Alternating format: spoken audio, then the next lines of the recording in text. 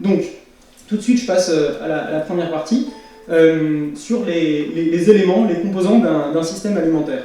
C'est comprendre quels sont les liens qui lient toutes les étapes, depuis l'approvisionnement en intrants des exploitations jusqu'au recyclage des déchets de la consommation. On peut aussi avoir une approche, non pas comme ça, analyse de cycle de vie, mais une approche thématique. Quand on pense système alimentaire, c'est aussi améliorer l'accessibilité sociale de l'alimentation à tous les publics.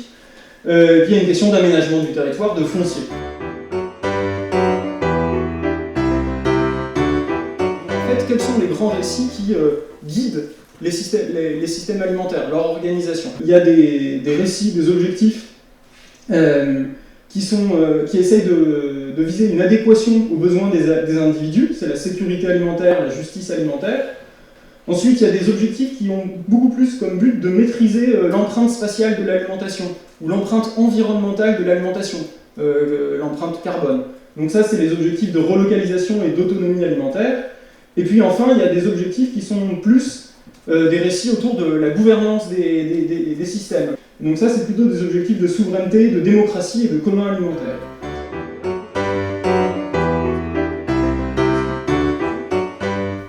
L'organisation à l'échelle des territoires des systèmes alimentaires.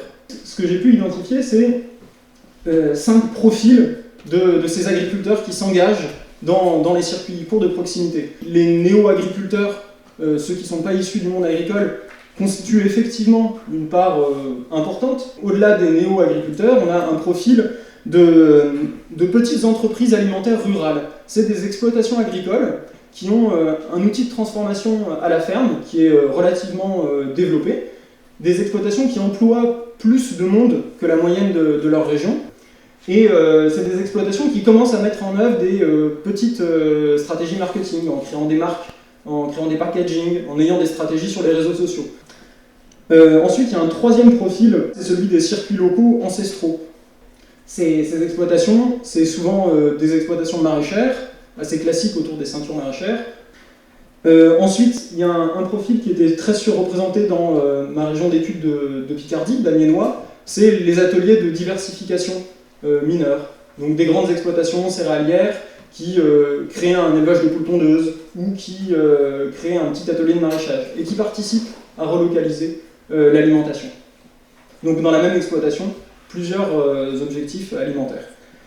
Et puis le dernier profil, c'est celui de petites exploitations périurbaines familiales qui, il y a une cinquantaine d'années, sont passées au circuit coopératif, au circuit agroalimentaire, et qui, tout en conservant exactement la même production, les mêmes organisations, relocalisent la production, parce qu'elles s'aperçoivent que c'est la seule manière de conserver de la valeur ajoutée.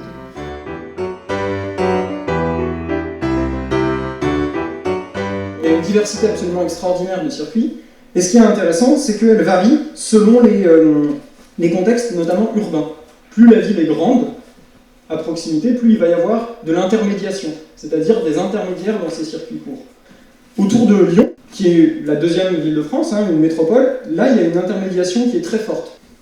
Et puis dans ma dernière zone d'études, le sud-est de l'Aveyron, très rural, avec des densités de population très faibles, là on a des circuits de vente directe des marchés, et puis des circuits qui sont un petit peu étonnants parce qu'on vend par colis dans les grandes villes qui sont à 100 à 200 km du sud-est de l'Aveyron.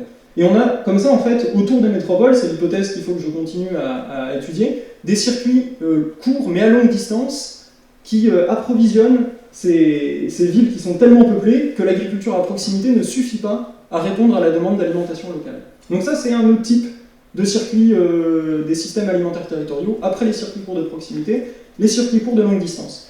Et le troisième que j'aimerais évoquer avec vous, c'est ce que des chercheurs appellent les systèmes alimentaires du milieu. Cette expression, système alimentaire du milieu, elle vient des États-Unis, et l'idée c'est par rapport aux circuits longs d'avoir des relations plus équilibrées dans la gouvernance et dans la répartition de la plus-value, et puis d'avoir plus de transparence sur l'approvisionnement par rapport aux circuits longs pour le consommateur. Et on va voir plus tard que c'est important qu'il y ait un petit peu de tous ces circuits, des circuits courts de proximité, de longue distance et des circuits alimentaires du milieu. Si on veut vraiment territorialiser les systèmes alimentaires, il faut qu'il y ait de la complémentarité entre tous ces circuits.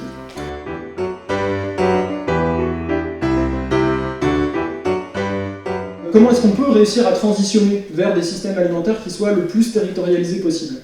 Comme je vous le disais tout à l'heure, ce qui est important, c'est d'avoir une complémentarité des débouchés. Si on veut continuer à développer, il faut réussir que des agriculteurs vendent aussi du demi-gros, par exemple en visant des partenariats avec la restauration collective, donc avec des circuits peut-être de proximité mais un peu plus longs.